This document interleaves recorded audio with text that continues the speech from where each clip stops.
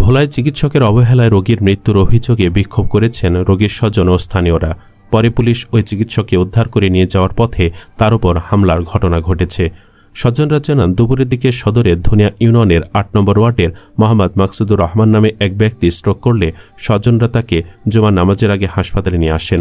ওই সময় হাসপাতালে জরুরি বিভাগের দায়িত্বে থাকা চিকিৎসা কর্মকর্তা নাইমুল হাসনাত রোগীকে চিকিৎসা না করে নামাজ পড়তে যাবেন বলে হাসপাতাল থেকে বের হয়ে যান। পরে নামাজ শেষের কিছুক্ষণ পর হাসপাতালে এসে রোগীকে মৃত ঘোষণা করেন।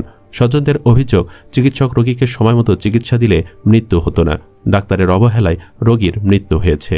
প্রত্যক্ষদর্শীরা জানান, মাকসুদুর রহমান নামে ওই রোগীর মৃত্যুর খবর পেয়ে দুপুর ২:৩০টার দিকে তার স্বজন ও উপস্থিত জনতা হাসপাতালের সামনে চিকিৎসকের শাস্তির দাবিতে বিক্ষোভ করেন। পরে পুলিশ এসে তাদের শান্ত করে। এরপর বিকেল ৪টার দিকে পুলিশ ওই চিকিৎসককে নিরাপদে হাসপাতাল থেকে তার বাড়িতে পৌঁছে দিয়ে নিয়ে যাচ্ছিল। হাসপাতালের ভবন থেকে বের হলে উত্তেজিত জনতা চিকিৎসককে হামলা চালিয়ে মারধর করে ও পুলিশের কাছ থেকে চিকিৎসককে ছিনিয়ে নেওয়ার চেষ্টা করে। পুলিশ দ্রুত গাড়ি নিয়ে চলে যায়।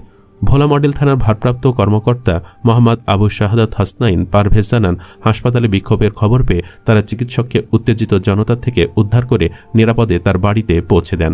অভিযোগ পেলে আইনগত ব্যবস্থা নেওয়া হবে। প্রিয় ভিউয়ার্স, চিকিৎসক যেন দিন দিন কষায় হয়ে যাচ্ছে।